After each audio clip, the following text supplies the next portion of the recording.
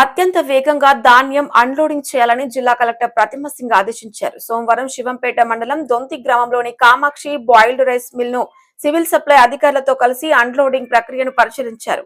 సందర్భంగా జిల్లా కలెక్టర్ ప్రతిమ సింగ్ మాట్లాడుతూ అత్యంత వేగంగా అన్లోడింగ్ ప్రక్రియ జరపాలన్నారు. హమాలీ రవాణాను సమకూర్చుకుని వేగంగా జరపాలన్నారు. అకాల వర్షాలకు ధాన్యం తడవకుండా జాగ్రత్తలు తీసుకోవాలని ఆదేశించారు.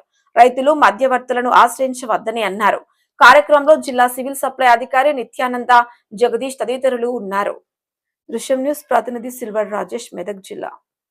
పెట్టుకోండి పైన వీళ్ళు ఇక్కడ చేస్తున్నారు. వీళ్ళు డే టైం మార్నింగ్ 7కి వస్తున్నారు సార్, నైట్ 11 వరకు కూడా చేస్తున్నారు వీళ్ళు.